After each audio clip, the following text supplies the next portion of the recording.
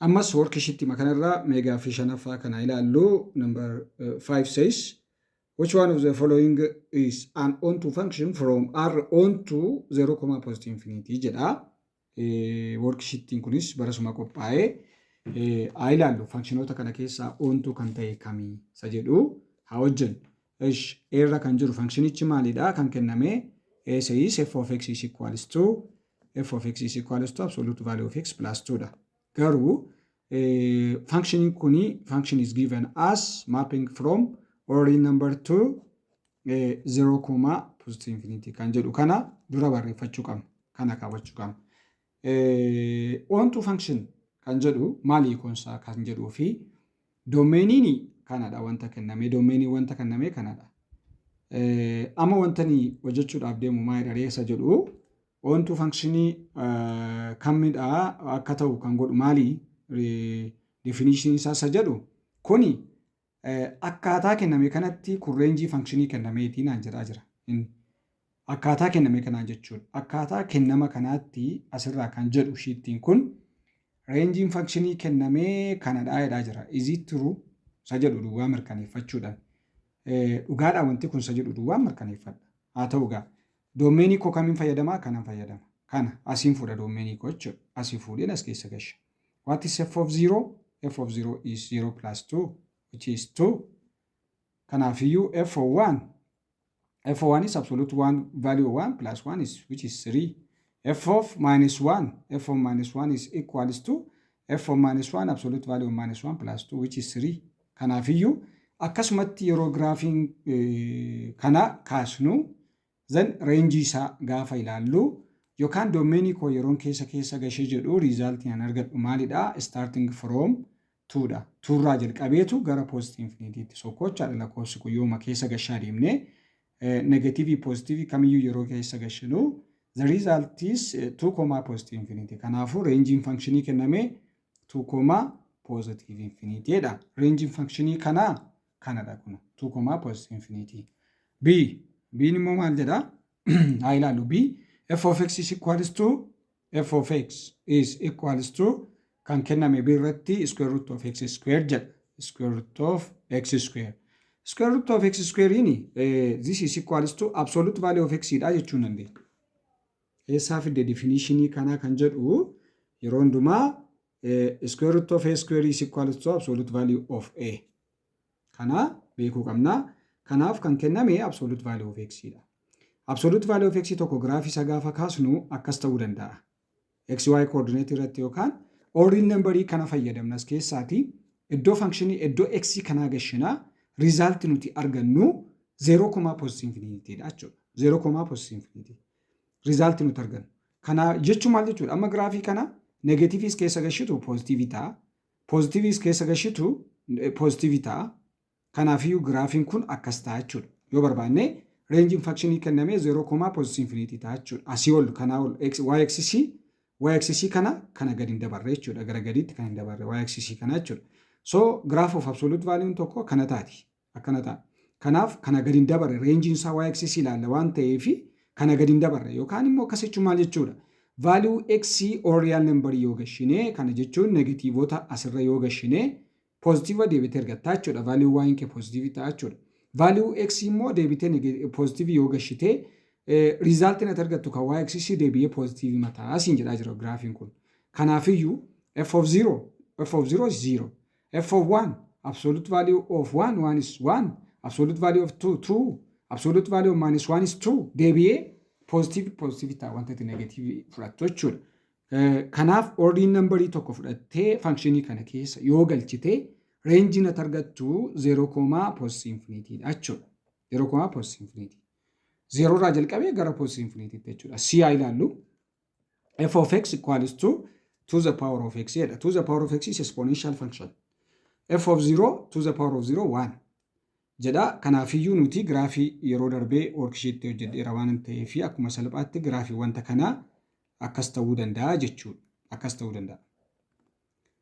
Waan irra darbaa the graph of f of x equals to the power of x yeroo beeziin isaanii greater than 2 fi between 0 and 1 hojjedheeran graafii kana. Kanaafuu graafiin polynomial miti exponential functionii kenname kana akkas ta'a jechuudha. This is y axis, this is x axis.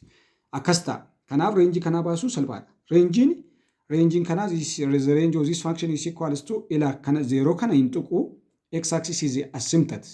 X axis qaxxaamuruu hin danda'u. Kanaafiyyuu x axis qaxxaamuruu hin danda'u jechuun y axis 0 dabalatu jechuudha karaa biraatiin. Kanaafiyyuu reenjiin functionii kenname kanaa 0, positive infinity 0 tuun dabalatiin ilaasin this is open interval 0 tuun dabalatiin 0, positive infinity ta'a jechuudha. This is the range of f.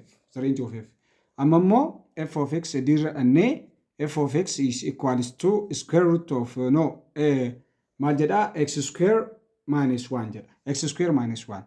X square minus 1 ini which is equals to we can write as x minus 1 times x plus 1 idhaan barreessuu hin danda'ama. So yeroo equals to 0 jennu x intercept argachna. Eessara darbasa jedhu immoo x 0 gaafa goonu y is equals to minus 1. Kanaafiyyuu giraafii keenya yeroo kaasnu akkas goonee x axis minus 1 inde the x intercepts are 1 minus 1, minus 1 if 1 idha jechuudha. X intercepting ko eessa dhaabatee isa jedhu immoo y axis on minus 1. Kanarra darbee so graafiin ko akkas ta'uu danda'a jechuudha. Paraboolaa akkas ta'uu danda'u which is equals to f of x equals to x square minus 1. Kanaaf ani paraboolaan kuni vertexiin isaa eessa ga'ee ol deebi'e y axis irraa isa jedhu duwwaan ilaala kun oddana kana ga'ee ol deebi'e. Kanaafuu reenjiin koo value y axis waan fudhatuu fi y axis kanaa walitti fudhatee deebi'ee jechuudha. Reenjiin isaa kanaa walitti deebi'e. Kanaaf minus 1, positive infinity is the range of f. Ranging graphii functionii kenname kana minus 1, positive infinity. Yookaan achumatti hojjechuu dandeessu. Asumatti functionii kana keessa ordinary numberii nuu kenname dana kana ordinary numberii kenname kana functionii kana keessa gashina result nuti argannu kuni maal ta'u isa jedhuun irra dhaabannee reenjii himuun danda'ama. Giraafii kaasuun dirqama miti. Fakkeenyaaf f of 0 jenna. F of 0 ke minus 1 idha. Eshi minus 1 irraa jalqabe kun asirraa jechuudha. Deebii koo kanarraa jalqabe minus 1 irraa f of 0 jennaan. F of 1 jennaan immoo 1 square is 1, 1 minus 1 is 0. Amma immoo ilaali. Minus 1, positive infinity jechuun koo minus 1, 0 kana dabalataa jechuu kooti. Kanaafiyyuu 0 as keessa jira ammas keessa wal. F of 2 square 4 minus 1 3 as keessa jira kuno as keessa jira.